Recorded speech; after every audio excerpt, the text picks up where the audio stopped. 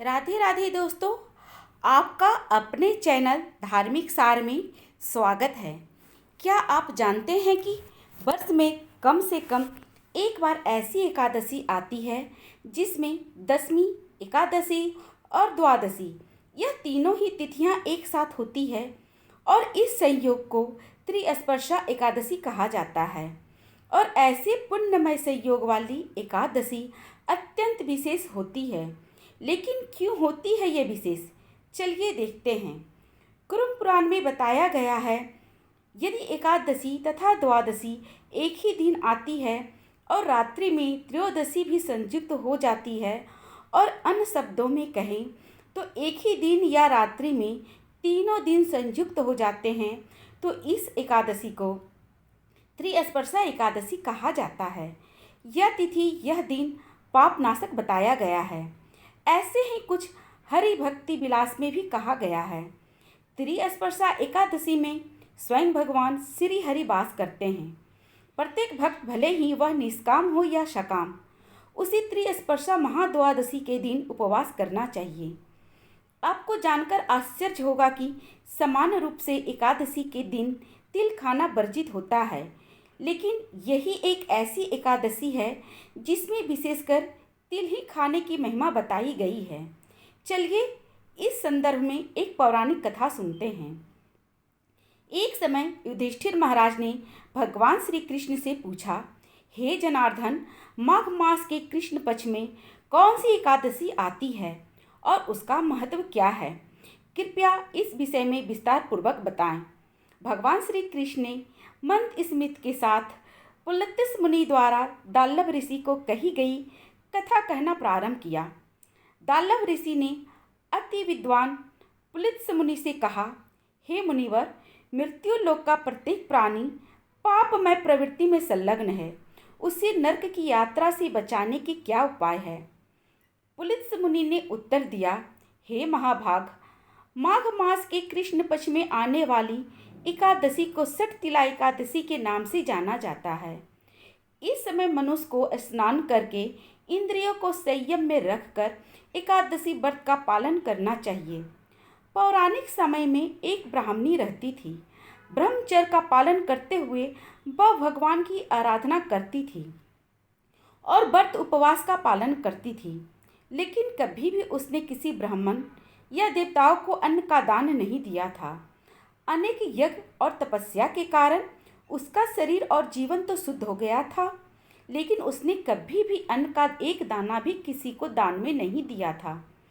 इस प्रकार अन्नदान की उपेक्षा करने के कारण उसकी तपस्या अधूरी थी। एक दिन उसकी परीक्षा लेने के लिए भगवान श्री कृष्ण ब्राह्मण के रूप में उसके घर गए और अन्न की भिक्षा मांगी।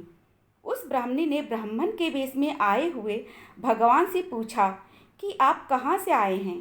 भगवान ने जानबूझकर कुछ नहीं कहा, इसलिए क्रोध में आकर उस ब्राह्मणी ने भगवान के भिक्षा पात्र में मिट्टी डाल दी। ये देखकर भगवान चुपचाप वहाँ से वापस आ गए।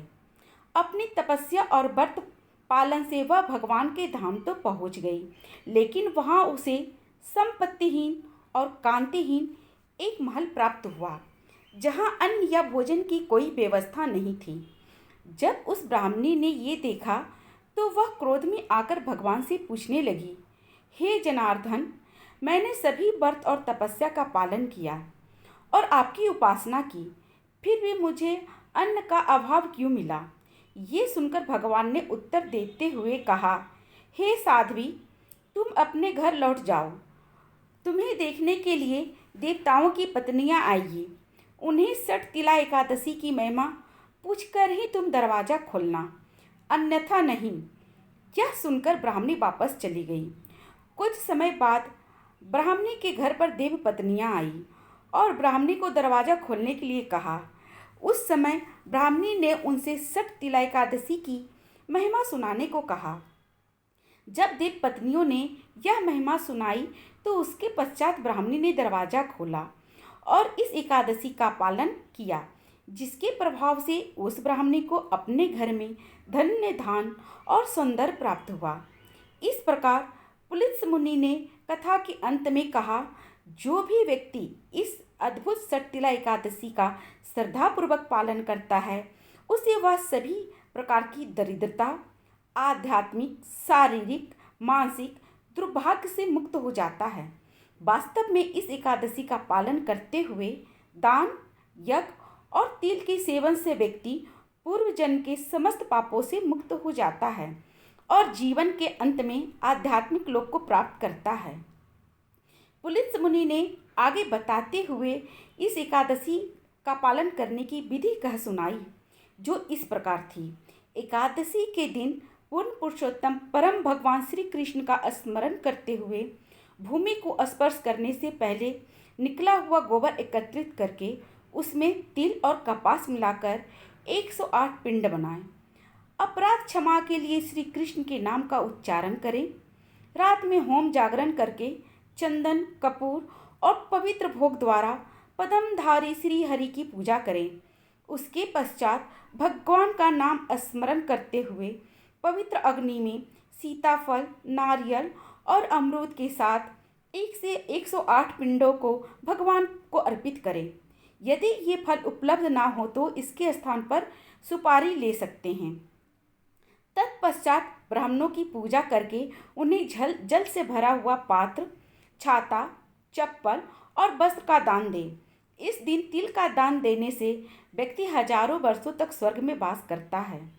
इस दिन विशेष रूप से तिल से स्नान करना, तिल का उपटन लगाना, तिल का हवन करना, तिल डाला हुआ जल पीना, तिल का दान करना और तिल का भोजन में प्रयोग करना, यह 6 कार्य करने चाहिए और इसी कारण इस एकादशी को षटतिला एकादशी कहा जाता है।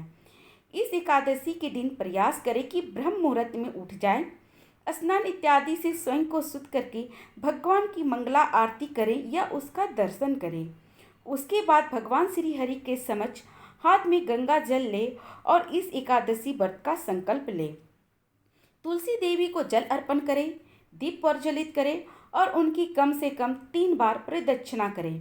अब उनके समक्ष बैठकर हरे कृष्ण कृष्ण कृष्ण हरे हरे, हरे राम राम राम हरे हरे इस महामंत्र का अधिक से अधिक मात्रा में जाप करें।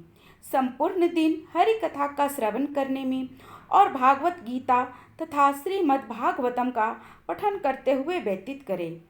इस दिन गेहूँ, चावल, दाल, फलियाँ इत्यादि अन्न युक्त चीज़ों का सेवन कदापि ना करें। अगर आपकी शारीरिक क्षमता साथ दे रही हो तो संपूर्ण उपवास का पालन करें और यदि यह संभव नहीं है तो फल, दूध, फलों का रस, एकादशी प्रसाद इत्यादि ले सकते हैं। अगले दिन पारण के निर्धारित समय पर किसी सुयोग्य ब्राह्मण या वैष्णव को भगवान को अर्पित भोजन प्रसाद खिलाएं और अपनी क्षमता अनुसार कुछ न कुछ अवश्य दान अवश्य करें।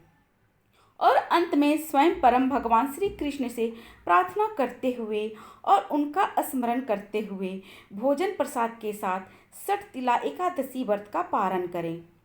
अब देखिए, सिर्फ माघ मास में ही यह एकादशी क्यों आती है, जिससे हमारे शास्त्रों में तिल खाने का प्रावधान किया गया है।